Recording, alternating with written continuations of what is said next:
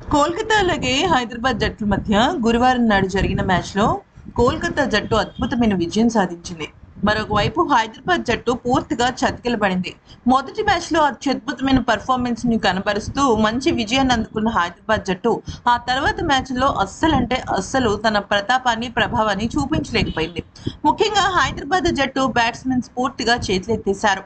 ఇక అత్యంత అద్భుతమైన భయంకరమైన విధ్వంసకర ఆటగాడు ట్రావిస్ హెడ్ అయితే ఈ సీజన్లో 3 ఐపీఎల్ మ్యాచ్ల్లో 2 సార్లు డకౌట్ అవగా నిన్నటి మ్యాచ్లో 4 పరుగులు చేశాడు. అది కూడా 2 బంతులు ఎదుర్కొని. అయితే ఈ విషయంలో కావ్య మారన్ చాలా అంటే చాలా బాధపడుతుంది. ముఖ్యంగా సన్ రైజర్స్ హైదరాబాద్ జట్టుని హైదరాబాద్ ఆటగాళ్లతో పాటుగా ఎంతో మంది అభిమానులు ప్రోత్సహిస్తూ వచ్చారు. కానీ హైదరాబాద్ జట్టు మాత్రం ఈసారి అస్సలు రాణించలేకపోతుంది.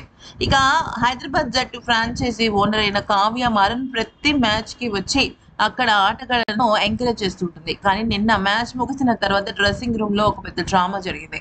ట్రావిస్ హెడ్ విషయంలో కావ్య మారన్ అస్సలు సంతృప్తిగా లేనట్టు తెలుస్తోంది. ఎందుకంటే ట్రావిస్ హెడ్ ఎంత అద్భుతమైన బ్యాట్స్‌మెనో మనందరికీ తెలిసిందే.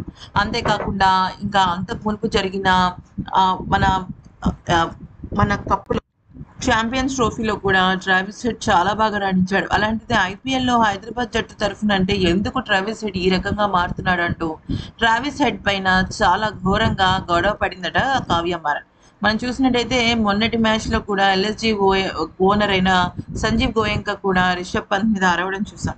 ఇక ఫ్రాంచైజీ ఓనర్లు ఈ రకంగా డ్రెస్సింగ్ రూమ్‌లోను, మైదానంలో అందరూ చూస్తుండగా ఆటగాళ్ల పైన అరవడం ఇదేం కొత్త కాదు గానీ, ఇలాంటివి కొన్ని మానుకొని రహస్యంగా వాళ్ళ డ్రెస్సింగ్ రూమ్‌లో చేసుకుంటే బెటర్ అంటూ అభిమానులు అంటున్నారు.